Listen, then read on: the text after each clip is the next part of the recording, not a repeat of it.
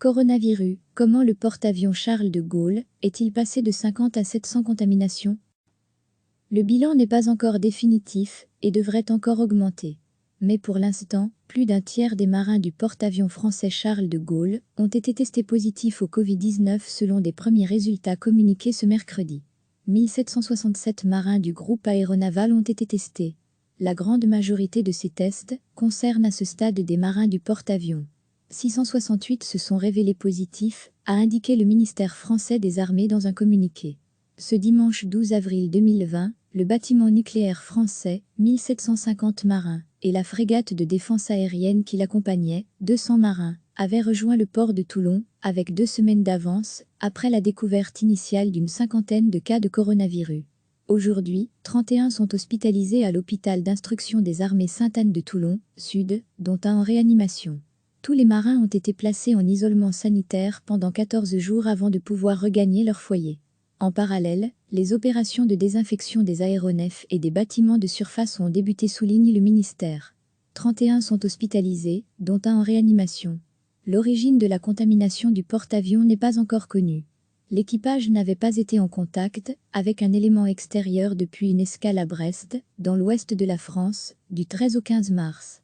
Les marins avaient pu descendre à terre, mais en respectant les gestes barrières et l'interdiction des rassemblements de plus de 100 personnes en vigueur à l'époque. Parallèlement, une relève d'une cinquantaine de personnes a embarqué lors de cette escale, de sources proches du dossier. L'actuelle pandémie de Covid-19 a des effets particulièrement amplifiés dans les bâtiments militaires, où des équipages nombreux s'entassent dans des volumes réduits, partagent de nombreuses infrastructures, et où l'isolement et le débarquement des malades sont compliqués à mettre en œuvre. L'armée avait indiqué la semaine dernière qu'aucune erreur d'appréciation n'avait été constatée. Le chef d'état-major de la marine française, l'amiral Christophe Prazuc, a désormais ordonné une enquête de commandement afin de tirer tous les enseignements de la gestion de l'épidémie au sein du groupe aéronaval, selon le ministère. À lire aussi, la distanciation de 1 m50, c'est de la foutaise, vrai ou faux? Le Charles de Gaulle est le second porte-avions contaminé officiellement dans le monde, après le porte-avions américain US Theodore Roosevelt, dans le Pacifique. En quelques jours, début avril, le nombre de cas avait atteint moins d'une centaine, selon un responsable militaire. Comme pour le porte-avions français, ce n'est pas étonnant. L'US Theodore Roosevelt comprend un équipage de plus de 4000 personnes partageant un espace limité, avec des dortoirs pour les marins et des chambrées de 3 couchettes pour les officiers, seuls les plus hauts gradés bénéficiant d'une cabine individuelle. À lire aussi, coronavirus, le secrétaire à l'US Navy démissionne suite à l'affaire du porte-avions Roosevelt contaminé. La frégate belge Léopoldin était également rentrée à quai à Zeebrugge, le 27 mars à la suite de la découverte d'un cas de contamination au coronavirus. Ce dimanche, 3 de ses membres d'équipage étaient toujours en quarantaine préventive à l'école royale militaire, ERM, à Bruxelles et 36 autres à domicile, selon le ministère de la Défense. La frégate effectuait une mission d'escorte du porte-avions nucléaire français Charles de Gaulle. Le marin présentant des symptômes de contamination avait été débarqué le 20 mars à Dens aux Pays-Bas. Selon le ministre de la Défense, Philippe Goffin, MR, tout l'équipage, environ 155 hommes et femmes, ont été screenés lors du retour de la frégate à Zeebrugge. La marine belge a de son côté décidé de ne pas procéder à une désinfection de la frégate, contrairement à ce qui a été décidé par son homologue française. La Défense considère que le fait de laisser le Léopoldin à quai, vide, durant 2 semaines, suffit à faire disparaître toute trace de coronavirus. Recevez chaque matin l'essentiel de l'actualité.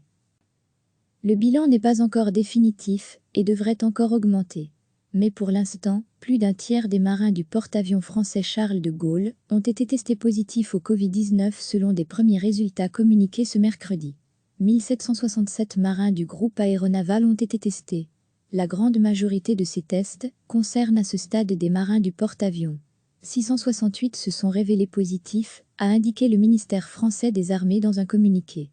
Ce dimanche 12 avril 2020, le bâtiment nucléaire français, 1750 marins, et la frégate de défense aérienne qui l'accompagnait, 200 marins, avaient rejoint le port de Toulon, avec 2 semaines d'avance, après la découverte initiale d'une cinquantaine de cas de coronavirus.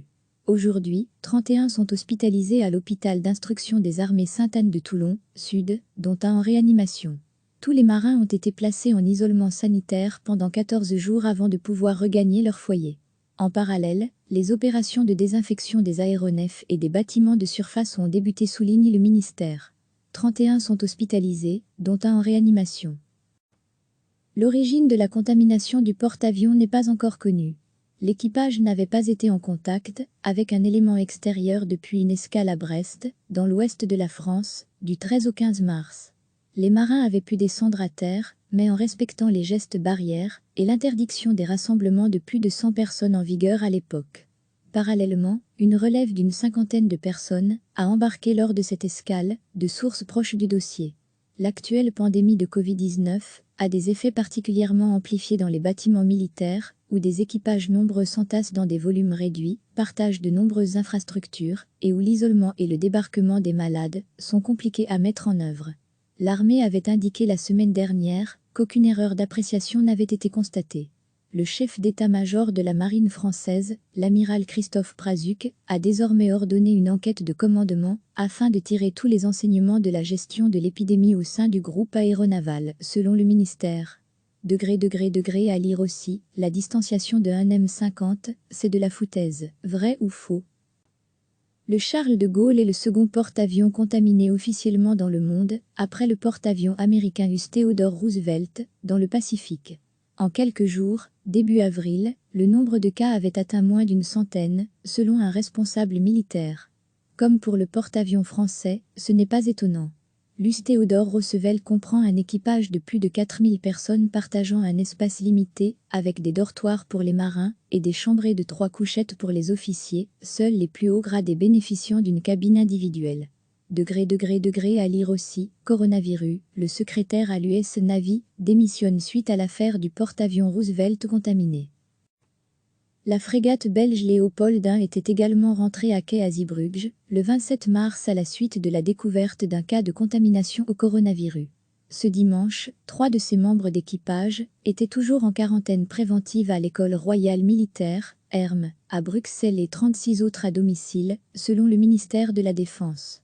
La frégate effectuait une mission d'escorte du porte-avions nucléaire français Charles de Gaulle. Le marin présentant des symptômes de contamination avait été débarqué le 20 mars à Danelde aux Pays-Bas. Selon le ministre de la Défense, Philippe Goffin, MR, tout l'équipage, environ 155 hommes et femmes, ont été screenés lors du retour de la frégate à Zeebrugge.